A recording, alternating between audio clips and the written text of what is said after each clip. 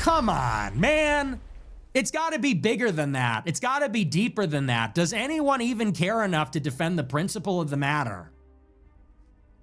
That's the difference. It's like, I get these lectures all the time, and I care about freedom. Freedom to live your life. Freedom to do what you think is right. Freedom to make jokes. Freedom to say what you want. Yeah, go ahead. Fucking cancel me. Because at the end of the day, you could be very rich and have a lot of status, but if you're living in fear of this kind of stuff, you can't go out with the guys and make a little joke without living in fear. Are you really free? Are you all that powerful? Or are you just kind of like the biggest slave on the plantation? Are you just being paraded around and dressed up as a regime puppet for the puppet show? Oh, here we go. Here's this one, and here they are in the box. And we dress them in the finest linens and we furnish them with a lavish house and lifestyle, and these are your appointed leaders. I mean, yeah, count me out of that whole thing. But that was the appeal. That was sort of the funny thing. He goes, you belong in that room with those guys. Okay, so that's what it's all about, I guess, huh? Gotta dap each other up. It's just infuriating that this is what the country's come to. And like I said, it's because of fear, cowardice. People care about all the wrong things. Where's the solidarity? It should have been, everybody should have stood shoulder to shoulder and said, you know what? Yeah, we played the song. Fuck off. Not a big deal. Instead, you get, everybody's, not everybody, but people pointing the finger and coming after each other. You get this struggle session, really, on Valuetainment. I'm sorry, what is this, Rachel Maddow? What are we on, The View? I mean, it's indistinguishable. If you go and play that song at the club, you're getting the same treatment on Valuetainment as you are on The View. You go on The View with a bunch of broads, and they're going to say, what made you think that's okay? Isn't that offensive? Oh my gosh, that's terrible. These people are terrible. You're the company you keep. I mean, it would be the same thing, wouldn't it be? A bunch of shrieking harpies. It would be indistinguishable from the club. We're in the club smoking cigars, Blue Label only. We're all big shots. Well, why'd you play this song? Come on now. Are we better than that? Gosh. But nobody has the courage of their convictions to just say, I don't feel guilty. I don't feel ashamed. This is stupid. This is ridiculous. This disgusting freak that is the mayor of Miami Beach. Just look at him. Just look at him. The mayor of Miami Beach is a disgusting, ugly freak. And so are the city commissioners. They're disgusting, ugly freaks. And they don't even belong here. You want to know where the mayor of Miami Beach comes from? He left his position at the SEC because he was constantly being accused of being a pervert. So that was plan B. Plan B, after you get chased out for being accused of being a pervert, is then you go and you run Miami Beach on behalf of the Jewish interest there with the other commissioners that are children of Israelis. And we bow to them. He's walking around the city to his kippah. You're not welcome here. Really? Come on. And they got this guy on the show, guys pushing 50, no wife, no kids, talking about, I'm the coolest guy in the club. Bro, you're 50. There are no 50-year-olds that are the coolest guy in the club. I hate to break it to you, hotshot. Jew boy. I take you to the coolest clubs. I'm up all night.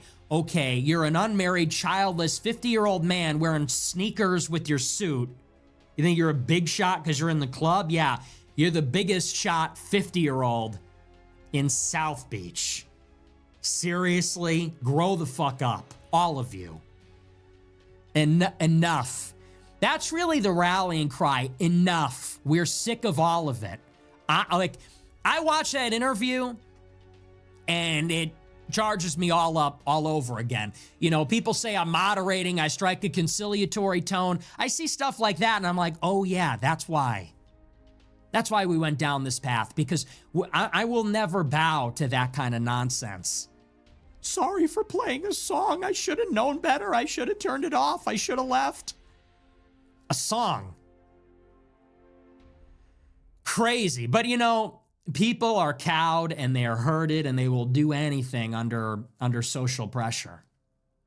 That's the true test. So anyway, that's my little add-on to last night. I actually saw the thing and I got to say, direct your fire on at them. Andrew Tate's in a bad situation. I know people don't like what he said. I don't love what he said. But understand the circumstances he's in. If he makes a wrong move, they put him in a cage. They put him in solitary for 10 years. Okay, he goes to the United Kingdom. He's extradited. They put him under the jail. He's treated like a terrorist.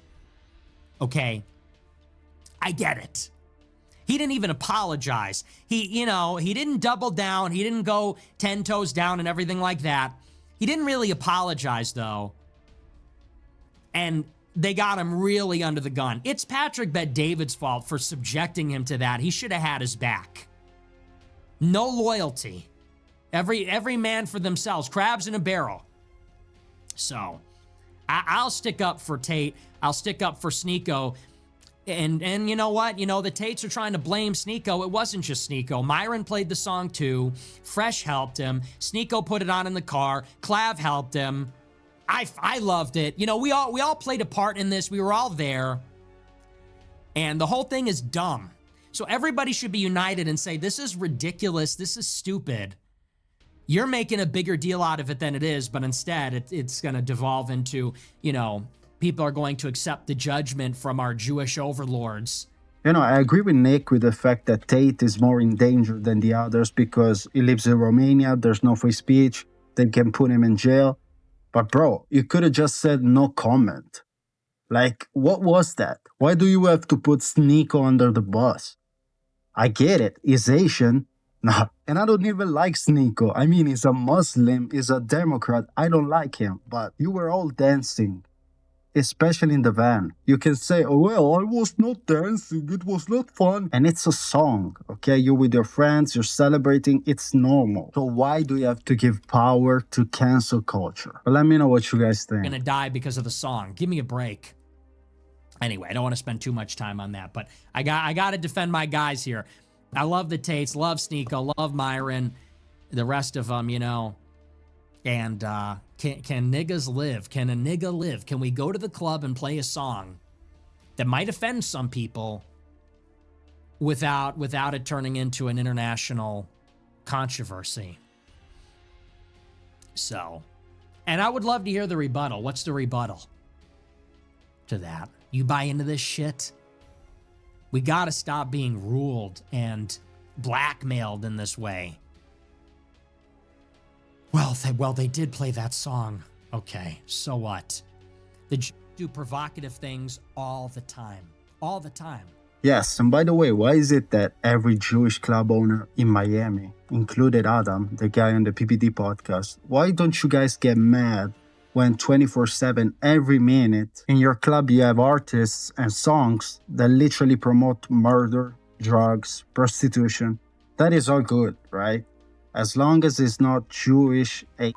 You even invite Satanists like Lil Nas X, the syndrome black bitch that looks white with the orange hair. You don't care about that, right?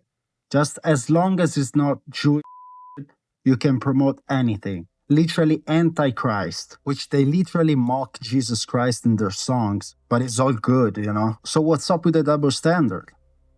It's America. It's still a Christian country.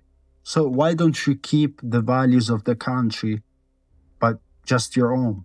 Why do you say you're American? You're not even American. I am more American than you, and I live in Europe. But guys, let me know in the comments what you think about Andrew Tate, about the PBD podcast, about the whole situation. Leave a comment, leave a like, and subscribe if you want to. Christ is the King of Kings, and God bless.